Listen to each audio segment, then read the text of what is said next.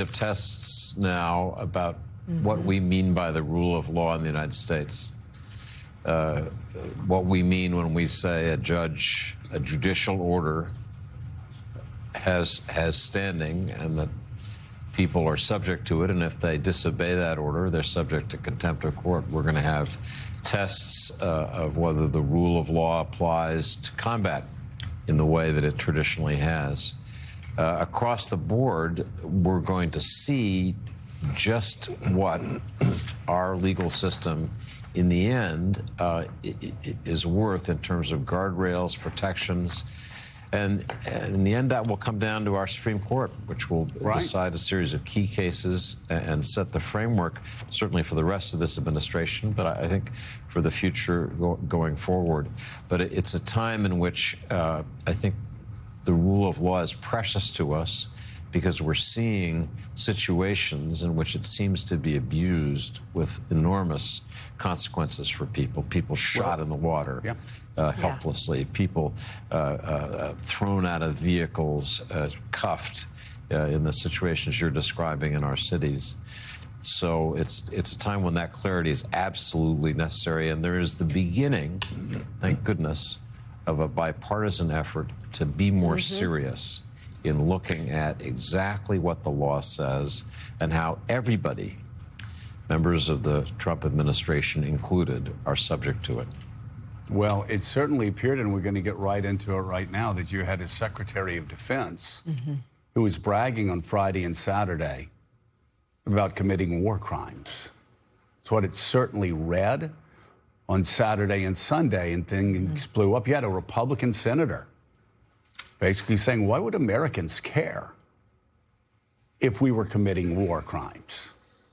Didn't say it in those words, but he said, why basically asking a CNN host, why do you even care if we shot these people when they were defenseless on a boat? Ignoring everything that our men and women in uniform are taught, which, by the way, this circles back, Mika, to the fact that the Democrats obviously put that video out for a reason. Yeah.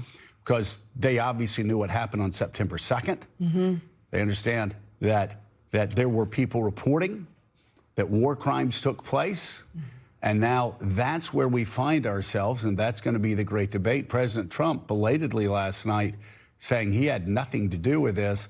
The fact is, though, Pete Hegseth seemed to be bragging about it on Friday and Saturday, so we'll see what happens there. But the big question to what David's saying is, does the Roberts Court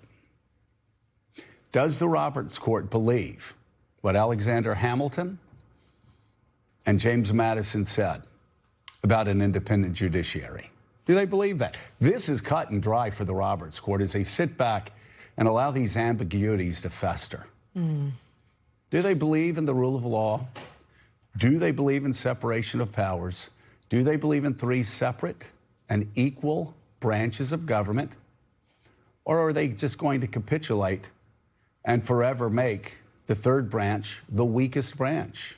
We'll see. This a is the lot ahead stress of us. test. All right, CEO and founder of Axios, Jim Vandehei, is with us, as well as decorated combat veteran and former commander of U.S. Army Europe, retired Army Lieutenant General Mark Herdling is with us. So our top story this morning is lawmakers from both sides of the aisle demanding answers from the Trump administration about recent U.S. military operations in the Caribbean. This bipartisan scrutiny comes in the wake of new reporting from the Washington Post that one attack on a boat suspected of smuggling drugs, a follow-up strike was ordered after the initial impact left survivors on board. According to the Post, citing two sources with direct knowledge in a September 2nd strike, the first in the administration's ongoing offensive, Defense Secretary Pete Hegseth gave a verbal command to kill everybody on the boat. And it bears repeating, we don't know who was on that boat. But after the missile hit and the smoke cleared, 2 survivors were seen clinging to the wreckage.